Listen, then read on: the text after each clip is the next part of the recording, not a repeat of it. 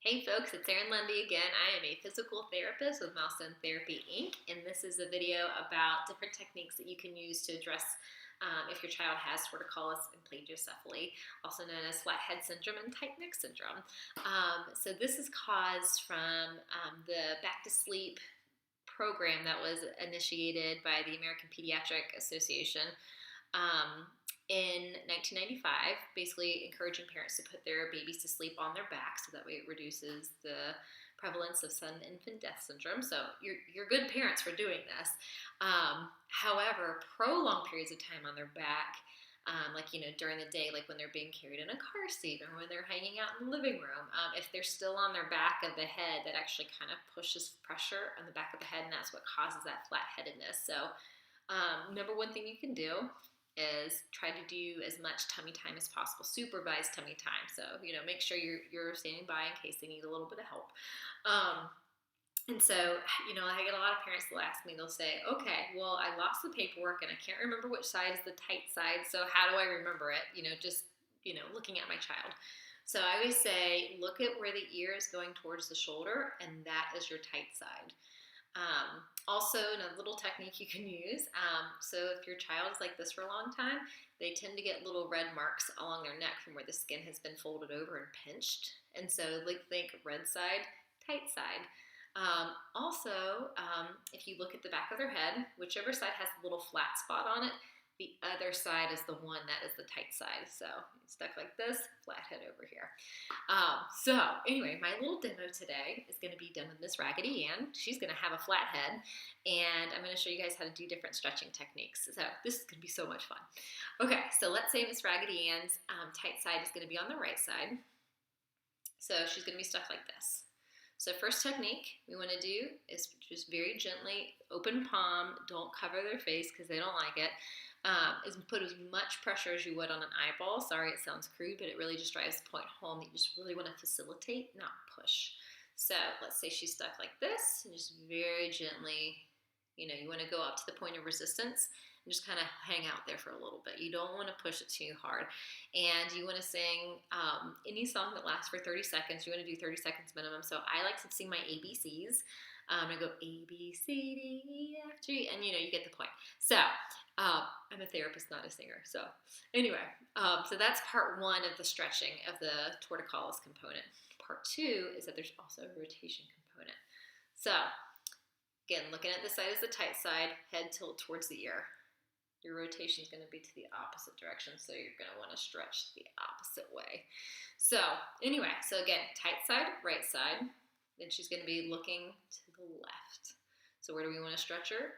To the right. So you think just rotating towards the tight side, okay? So she's hanging out here, rotated this way, and I like to do a little cupping technique behind their, on the sides of their heads, kind of around the temple. Again, don't cover their eyes because they don't like it. And you just slowly rotate them back the other way. Again, singing A, B, C, D, E, F, G. And so just kind of things to kind of help promote those two techniques. Those are really the biggest things that are going to drive it home.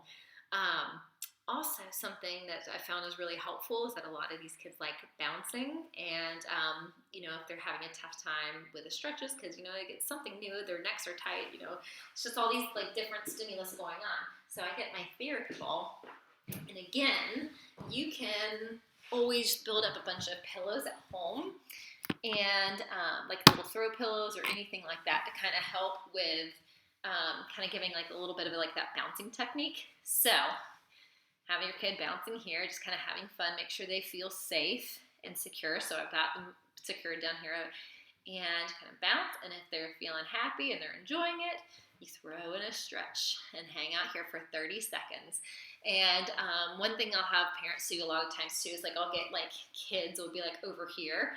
And so if I want the kid to rotate this way, I'll have them blow bubbles or distract the kid or have a TV show on or play a song, anything like that that kind of encourages that.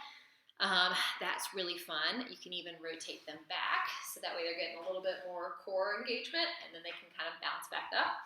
Also, this one's an amazing one for tummy time.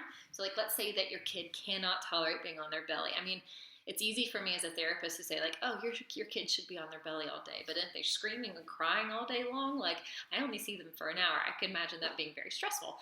So this is a great technique. So you stick them here on the belly, very nice and supported, and we're just bouncing and just hanging out and kind of rotate it back. Like if they're not tolerating it and you rotate them back, that kind of helps a little bit more. And then you throw in a stretch and kind of hang out.